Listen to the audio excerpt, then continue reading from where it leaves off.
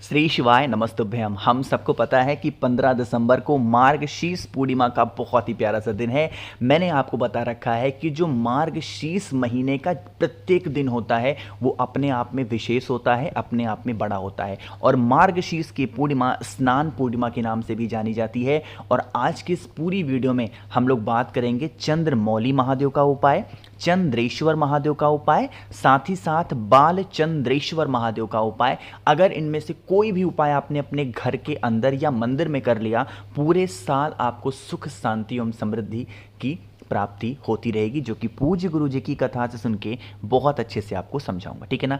Special सा उपाय है, प्यारी सी वीडियो है, वीडियो को पूरा देखेंगे। ठीक है ना। चलो, सबसे पहला जो उपाय हम लोग बात करने वाले हैं वो आज के टाइम पे हर एक फैमिली की, हर एक इंसान की ज़रूरत है कि आपका परिवार क्या हो, खुश रहे।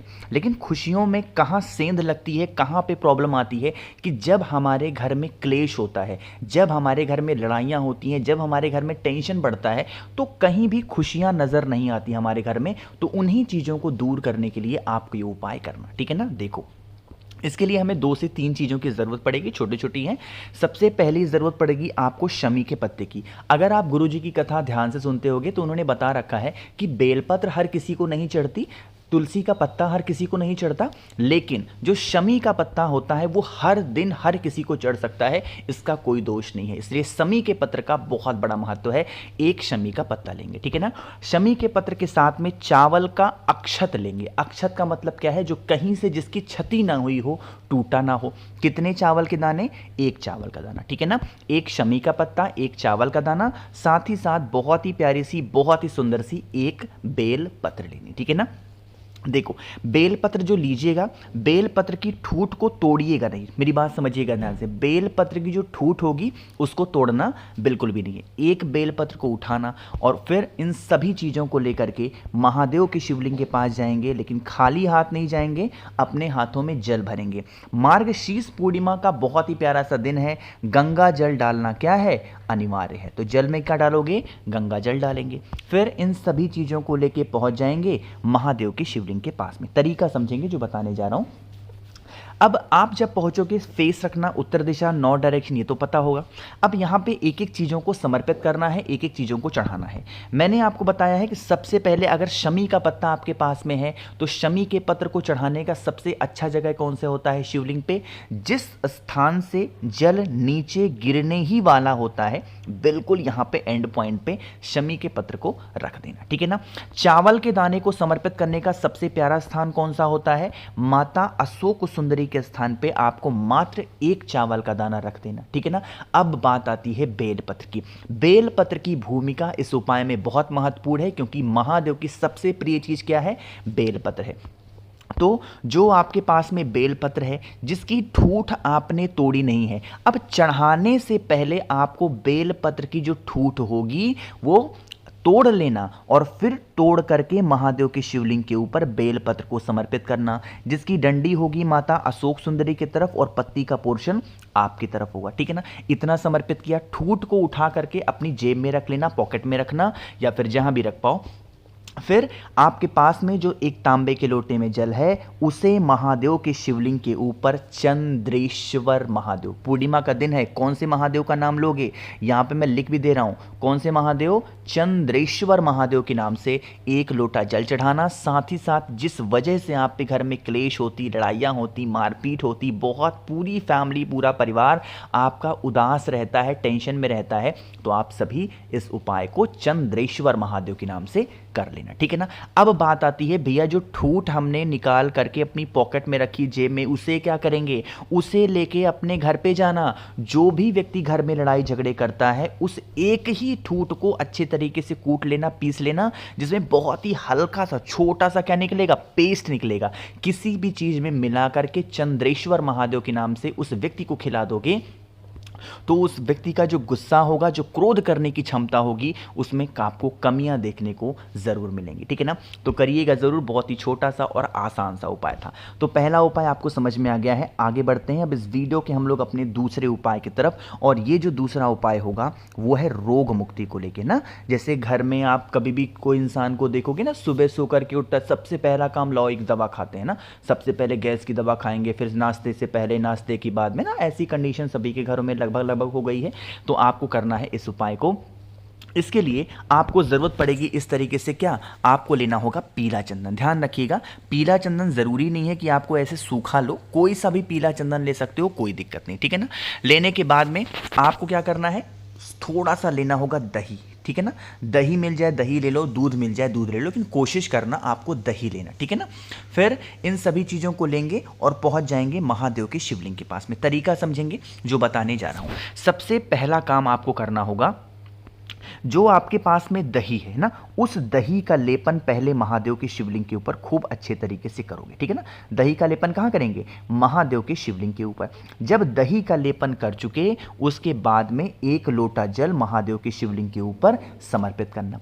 समर्पित कर दिया। अब आपके पास में है क्या? पीला चंदन है कि नहीं है? जल चढ़ाने के बाद में जो पीला चंदन होगा, त्रिपुंड लगाते हो ना आप लोग। त्रिपुंड कैसे लगाते हैं? 3 उंगलियों का इस्तेमाल करते हैं। कानी, सॉरी, जो कौन सी होती है जिसको कानी उंगली बोलते हैं, हाँ, जो सबसे छोटी उंगली होती है उसका इस्तेमाल करेंगे, उसका इस्तेमाल नहीं करेंगे। और जो सबसे अंगूठा होता है उसका इस्तेमाल नहीं करेंगे। बाकी 3 उंगलियों के से आपको क्या करना होगा, यहीं पे महादेव के शिवलिंग के ऊपर आपको त्रिपुंड बनाना है। मेरी बात समझिएगा, क्या बनाना है? त्रिपुंड आपको बनाना है। जब त्रिपुंड बनाओगे, चंद्रमौली महादेव का स्मरण करेंगे। किसका स्मरण करोगे? चंद्रमौली महादेव का स्मरण करेंगे। और इनका स्मरण जब करोगे तो उस व्यक्ति का नाम और गोत्र आपको जरूर बोलना है, जो भी व्यक्ति घर में आपके बीमार रहता है। ठीक है ना? करके देखिएगा, रोग से आपको मुक्ति जरूर मिलेगी। ठीक है ना? 2 उपाय आपको समझ में आ गए हैं। आगे बढ़ते हैं इस वीडियो के हम लोग अपने तीसरे उपाय की तरफ, जो कि आपको करना है एक पुष्प के साथ में। लेकिन क्या फायदे हैं, कैसे करना है, उससे पहले जल्दी से कर दीजिए वीडियो को लाइक, जिसने अभी तक चैनल को सब्सक्राइब नहीं किया और अचानक से चैनल पे आ गए हैं, मेरी आवाज़ पहली बार सुन रहे हैं, चैनल को ज़रूर सब्सक्राइब करेंगे। ठीक है ना? देखो, यहां पे आपको क्या दिख रहा होगा? सफेद पुष्प दिख रहा है। सबसे पहले बात करते हैं कि उपाय किसके लिए होगा? धन प्राप्ति। घर में मां लक्ष्मी का वास नहीं होता, बहुत टेंशन में चलते हो, तो आप इस उपाय को करेंगे, है ना? इसके लिए हमें मात्र एक फूल की जरूरत पड़ेगी, और वो फूल कौन सा होगा? सफेद पुष्प होगा। ठीक है ना? सफेद फूल लेना। सफेद फूल लेने के बाद में, ओहो, मैंने यहां पे सरसों का तेल दिखा दिया। सरसों का तेल नहीं लेना है, आपको लेना होगा शहद। है ना? क्या लोगे? शहद। ध्यान रखिएगा, मैंने गलती से, माफ़ी चाहता हूं, सरसों का तेल लग गया। तो आपको क्या लेना होगा? शहद लेना। ठीक है ना? जो शहद होगा उसके अंदर सफ़ेद पुष्प को नहीं डालेंगे, शहद को अलग से लेंगे, सफ़ेद पुष्प को अलग से लेंगे, और पहुंच जाएंगे महादेव के शिवलिंग के पास में। तरीका समझते हैं। अब वहां पर पहुंचने के बाद में जो सफेद पुष्प आपके पास में है ना, उस सफेद पुष्प को निकाल करके और उसको शहद में डुबा देना। सफेद पुष्प के ऊपर शहद को नहीं गिराएंगे, शहद में अच्छे तरीके से सफेद पुष्प को डुबा देना। और डुबाने के बाद में महादेव की शिवलिंग के ऊपर शहद में डूबा हुआ जो सफेद पुष्प है, रिद्धि सिद्धि के नाम से, फिर से बोल रहा हूं, किसके नाम से?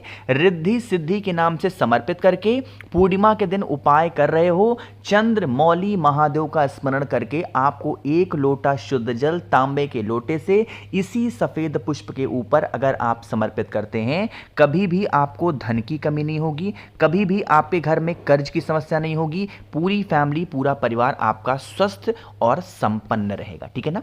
करिएगा, भूलिएगा नहीं कोई भी लोग। ठीक, तो यहां पे हम लोगों ने बात कर ली है 3 उपाय की। सबसे आखिरी उपाय की हम लोग बात करने जा रहे हैं, और यह आखिरी उपाय होगी आपकी इच्छा की पूर्ति के लिए ना। और इस उपाय को हमें बालचंद्रेश्वर महादेव के नाम से करना है। किसके नाम से करोगे? बालचंद्रेश्वर महादेव। अब बात करते हैं उपाय की। यहां पे आप सभी को दिख रहा होगा काली मिर्च दिख रही है ना। काली मिर्च मिल जाए तो काली मिर्च लो, बहुत अच्छी बात है। अगर काली मिर्च नहीं मिल पाती है तो आप काला तिल भी ले सकते हो। ठीक है ना? कोई भी चीजें ले लो। फिर आपको जरूरत पड़ेगी दोबारा से शमी के पत्ते की। कितने शमी के पत्ते? मात्र 1 शमी का पत्ता लीजिएगा। साथ ही साथ आपको लाल चंदन लेना है। महादेव को अगर कोई भी चंदन प्रिय होता है इच्छा पूर्ति के लिए तो कौन सा होता है? लाल चंदन, है ना। इन सभी चीज़ों को लेके पहुंच जाओगे महादेव के शिवलिंग के पास में। सबसे पहला काम करेंगे, जो आपके पास में लाल चंदन है उसका लेपन महादेव के शिवलिंग के ऊपर कर देना, ठीक है ना। किसका लेपन करोगे? लाल चंदन का लेपन किया। अब लाल चंदन का लेपन करने के बाद में मैंने आपको दो चीजें दिखाई, एक तो शमी का पत्ता और दूसरा काली मिर्च। तो लाल चंदन के ऊपर ही आपको क्या करना है, उस काली मिर्च को या काले तिल को समर्पित करोगे बालचंद्रेश्वर महादेव के नाम से। और जो शमी का पत्ता होगा, ये जो माता का हस्तकमल होता है और ये है माता अशोक सुंदरी का स्थान, इन्हीं के बीच में एक खाली जगह का स्थान होता है, ये वाला। इसी खाली स्थान पे उस शमी के पत्र को अपनी मनोकामना कह के समर्पित कर देना और एक लोटा शुद्ध जल तांबे के लोटे से श्री शिवाय नमस्तुभ्यम का जप करके समर्पित करने से हमारी बरसों पुरानी जो मनोकामना होती है वो पूरी जरूर होती है। एक छोटी सी जानकारी आपको मैं दे दूं कि आप इस पूर्णिमा तिथि का जितने भी उपाय करोगे, कोशिश करना सारे उपाय शाम के टाइम पे प्रदोष काल में करने की। सुबह कोशिश मत करना। अब अगर शाम को टाइम नहीं मिल पा रहा है तो सुबह भी कर सकते हो, कोई दिक्कत नहीं है। तो वीडियो पसंद आई हो तो लाइक करिएगा। कुछ पूछना है, नहीं समझ में आया, नीचे कॉमेंट सेक्शन में पूछ सकते हैं। मेरे जितने भी भाई बहन आवाज़ आज मेरी पहली बार सुन रहे हैं, चैनल को ज़रूर सब्सक्राइब करेंगे। श्री शिवाय नमस्तुभ्यम।